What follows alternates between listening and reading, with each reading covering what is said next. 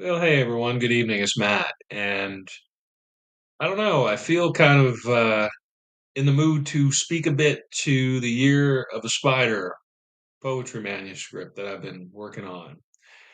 One of the things about it is it spans, I don't know, around 20 years in terms of overall coverage. I haven't actually written any new poetry per se in a while, but in a wider kind of endeavor of going through just my digital stuff, my digital clutter, as Dr. Doug from the education podcast, refers to it, I realized there's a fair amount of creative writing that's kind of accumulated poetry, prose, and I guess hybrid kind of formats. And the poetry stuff has been, at various points in my life, pretty strong for me, pretty significant. And when I look at it now, I actually see some writing which it's all subjective, right? Quality is largely subjective, pretty much, when it comes to literature. What I see is some pretty plain spoken kind of writing that sticks pretty close to a middle class Canadian verbal kind of idiom. I think so. I was a huge fan of William Carlos Williams. I am a big fan of William Carlos Williams. I discovered his poetry in a meaningful way when I was 16 or 17 years old, kind of in association with the beat writers, even though he isn't a beat writer, but still a lot of impact there. And so just kind of through pretty deep dive relatively early in my teen years, it's just the way that I've tended to approach writing, I guess, particularly due to my affinity for rock music and punk music and the like. The notion of having a written format that corresponds pretty closely to the way that I would talk or the way that people around me would talk. I'm not sure how close a lot of the writing gets to that as an ideal, but I think it's fair to say that's what I try for if I look at consistency across the stretch with this stuff. Again, the mentality behind a lot of it is not something I necessarily relate to anymore because some of those pieces of writing are pretty specific in terms of time and place. There are descriptions of South Korea when I was visiting there on personal and professional stuff. There's stuff in there about my time in Qatar, everywhere that I've lived as an adult, and a lot of stuff about fatherhood, particularly when I had younger kids. I was writing a lot of poetry, actually. When I first got to Kamloops, British Columbia, I wrote a lot of poetry, which is interesting because I was in a role there for educational technology.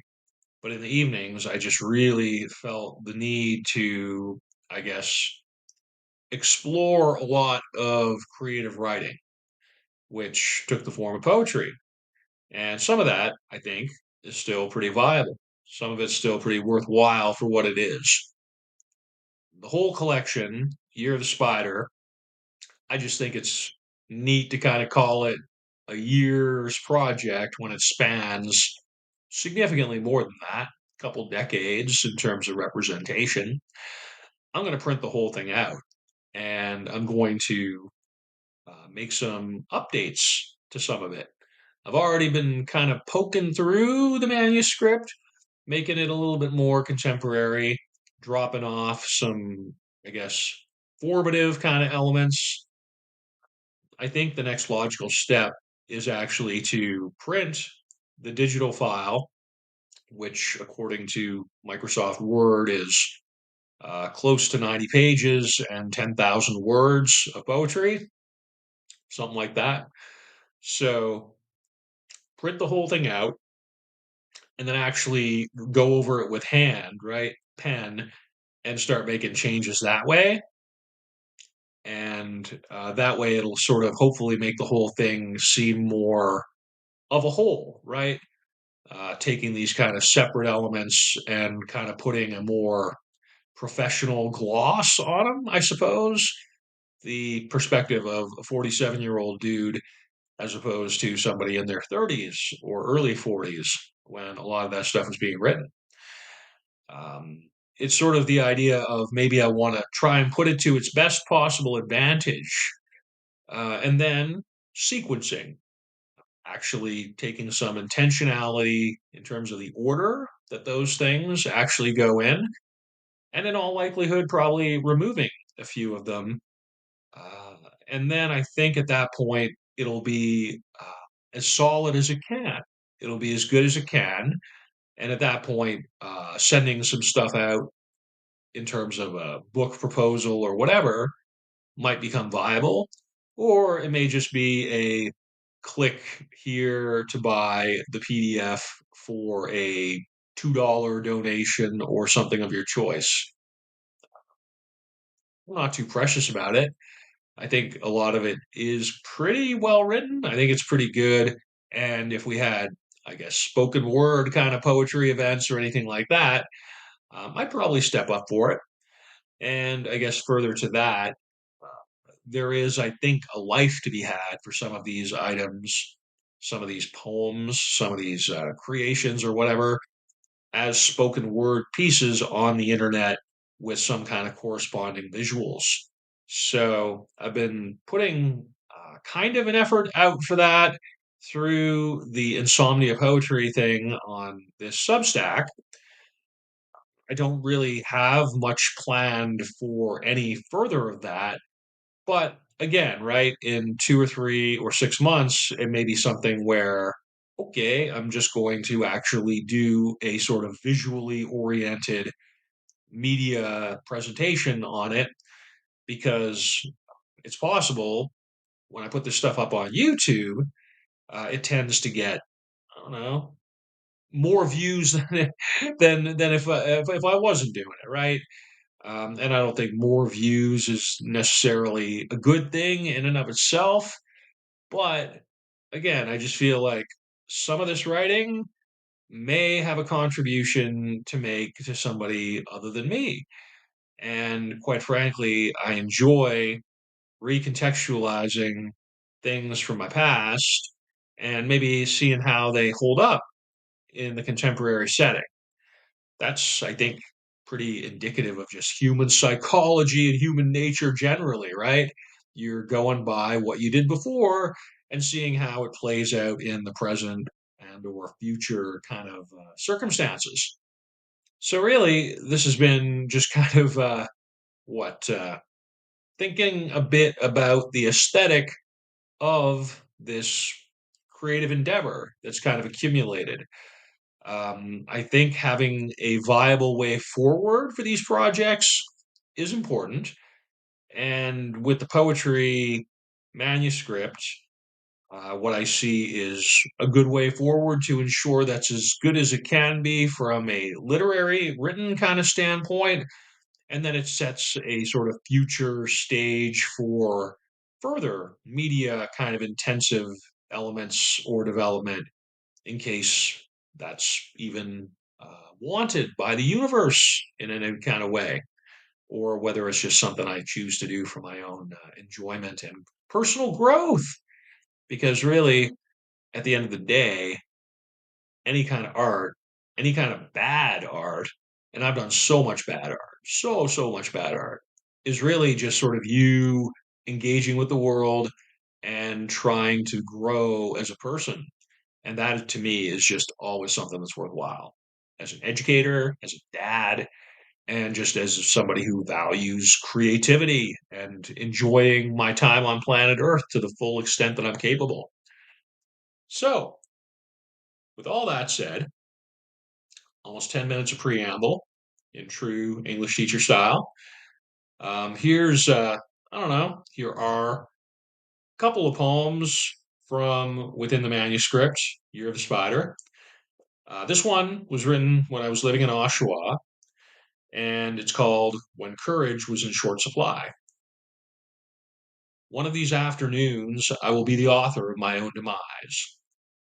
In a fit of pique, I will, after many threats, fold myself into the crawl space, an astral projection disguised as a suicide.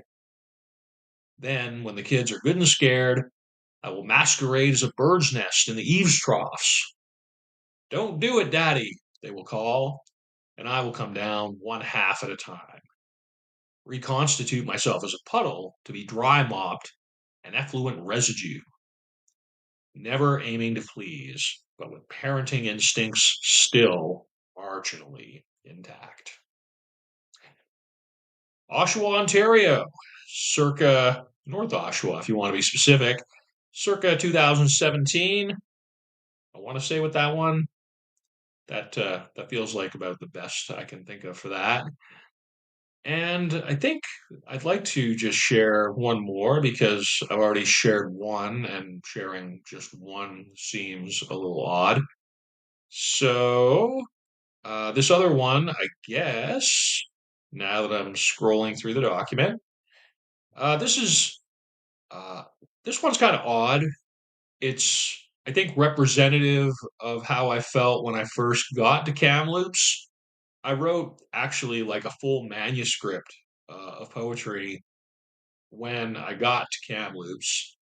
A lot of it just doesn't jive really well with me anymore. It's just not that cool or interesting to me. This, I think, is something that stands out, at least for me. It's called In Her Prime. On the way home, she thought she'd become lost. Late 30s or early 40s.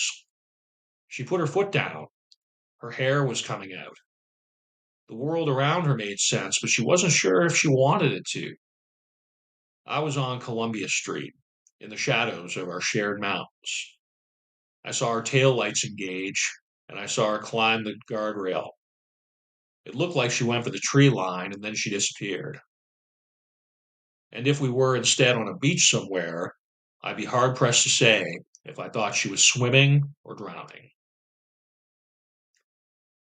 So that would have been written when I was living on Columbia Street West in a townhouse development, first arriving to Kamloops. So probably the fall of 2018, thereabouts. So yeah, there we go. A couple more poems from Year of the Spider. And as I say, that's coming out kind of in a traditional kind of poetry manuscript format, which hopefully somebody may be interested to publish. And if not, I see some pretty viable self-publishing and or I guess media extensions on the content contained therein. So it's really a no lose situation from a creative standpoint. And like I said, I just hope that whoever you are and wherever you are, you do find some space in your own life for literature, for music, for poetry, and possibly just for trying art that fails to make an impact for anybody other than you. Sometimes it's cool just to do bad art for its own sake. Kurt Vonnegut was always was big on that. I don't know if he was always on it, but he's got some well publicized stuff on Facebook and the internet. Just yeah, making bad art can add to your life. Take care, everybody. Bye for now.